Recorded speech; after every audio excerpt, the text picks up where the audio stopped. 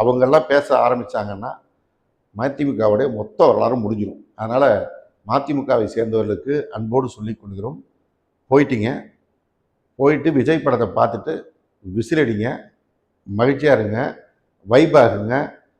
அந்த படத்தில் வர்ற பாட்டை கேட்டு அந்த தொண்டர்கள் ஆகிற வைப் மாதிரி உயர்கல்வித்துறை காங்கிரஸ் விஸ்வநாதன் டான்ஸ் ஆன மாதிரி முடிஞ்சால் டான்ஸ் ஆடி மகிழ்ச்சியாக இருங்க. தேவையில்லாமல் திமுக மேலே விமர்சனம் பண்ணுறதை நிறுத்திங்க. அதிமுக திராவிட முன்னேற்ற கழக கூட்டணியிலேருந்து விலகினதுக்கு திராவிட முன்னேற்ற கழகத்தை சேர்ந்தவர்கள் அத்தனை பேரும் மகிழ்ச்சியாக இருக்கிறாங்க. யாரும் வருத்தப்படல. அதனால் யாரும் இதில் ஒன்றும் பெரிய விமர்சனம் இல்லை அப்படின்னு தான் கடந்து போயிட்டுருக்கோம். ஆனால் மதிமுக தரப்பிலிருந்து சில விமர்சனங்கள் வைக்கும்போது நான் பதில் சொல்ல வேண்டிய இடத்துல இருக்கிறோம்.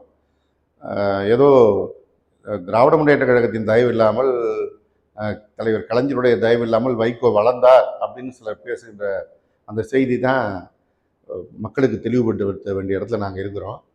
வைகோவோட வரலாறு தெரியாமல் இன்றைக்கி மதிமுகவில் இருக்கிற சிலர் பேசலாம். ஆனால் திராவிட முன்னேற்ற கழகத்தில் இருக்க அத்தனை பேரும் வைகோவோட வரலாறு தெரிந்தவர்கள். வைகோ நாடாளுமன்றத்தில் போய் கட்சித்த பிறகுதான் வைகோ என்ற அடையாளம் கிடைத்தது. அந்த நாடாளுமன்றத்திற்கு அனுப்பியது யார் அப்படின்னா எங்கள் தலைவர் முத்தமிழறிஞர் கலைஞர் தான். அதுவும் ஒரு முறை அல்ல, இருமுறை அல்ல, 3 முறை நாடாளுமன்ற மேலவை உறுப்பினராக 1978லேருந்து 90 என ஒவ்வொரு காலகட்டத்திலையும் தொடர்ந்து அனுப்பி அங்கே போய் வைகோ பேசுவதற்கு தைரியத்தை கொடுத்தது திராவிட முன்னேற்ற கழகம். தைரியத்தை கொடுத்தவர் முத்தமிழறிஞர் கலைஞர். ஒரு கட்சியுடைய தலைவருடைய தெம்பு இல்லைன்னா எந்த தொண்டரும் பேச முடியாது. அந்த தெம்போடு தான் வைகோ அன்னைக்கு பேசி அந்த பேரெல்லாம் பெற்றது. ஆனால் அதற்கு பிறகு அதற்கு நன்றியாக அவர் மதிமுகவை ஆரம்பித்தார், பிரித்தார், அந்த பணியெல்லாம் செஞ்சார். ஆனால் அதற்கான பலன்கள் என்னங்கிறத தொடர்ந்து பார்த்துட்டு வராங்க. திருப்பி அதுக்கு பிறகு அவர் அதிமுக கூட்டணியில் போட்டிட்டு, பாஜக கூட்டணியில் போட்டிட்டு சிவகாசி தொகுதியில் வெற்றி வாய்ப்பு இழந்தவருக்கு எல்லோருக்கும் தெரியும்.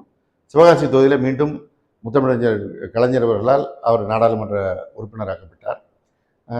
இப்போ 2019 மீண்டும் எங்களுடைய கழகத் தலைவர் மாண்புமிகு தளபதி அவர்களால் அவர் மேலவை உறுப்பினராக மீண்டும் அனுப்பப்பட்டார். எனவே 4 முறை திராவிட முன்னேற்ற கழகம் எந்த சிறு சங்கடமும் தேர்தல் சிரமமும் இல்லாமல் அவரை நாடாளுமன்றத்தின் மேலவை உறுப்பினராக ஆக்கி அழகு பார்த்தது.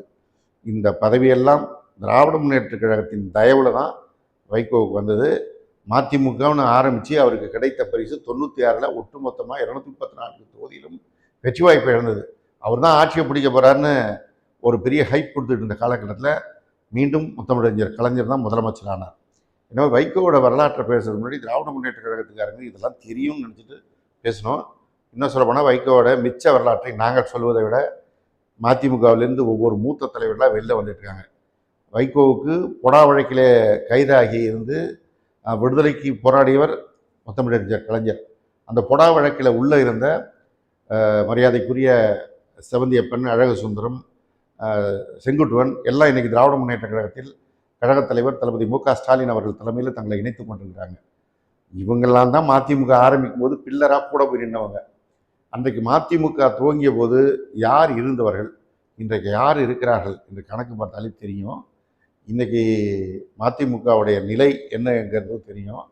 இதுக்கு மேலேயும் பேசினா இன்னும் அந்த வைகோவுடைய துவக்க காலத்தில் அந்த பயணத்தை துவங்கிய போது தலைவர் கலைஞர் பேசுகிற மேடையில் காலடியில் அவர் உட்கார்ந்திருக்கின்ற காட்சியை நேரடியாக பார்த்த சாட்சிலாம் இருக்காங்க. அவங்கெல்லாம் பேச ஆரம்பித்தாங்கன்னா மதிமுகவுடைய மொத்த வரலாறும் முடிஞ்சிடும். அதனால் மதிமுகவை சேர்ந்தவர்களுக்கு அன்போடு சொல்லிக் கொள்கிறோம், போயிட்டீங்க, போயிட்டு விஜய் படத்தை பார்த்துட்டு விசிலடிங்க, மகிழ்ச்சியாக இருங்க, வைபாகுங்க. அந்த படத்தில் வர்ற பாட்டை கேட்டு அந்த தொண்டர்கள் ஆகிற வைப் மாதிரி உயர்கல்வித்துறை காங்கிரஸ் விஸ்வநாதன் டான்ஸ் ஆன மாதிரி முடிஞ்சால் டான்ஸ் ஆடி மகிழ்ச்சியாக இருங்க. தேவையில்லாமல் திமுக மேலே விமர்சனம் பண்ணுறதை நிறுத்திங்க.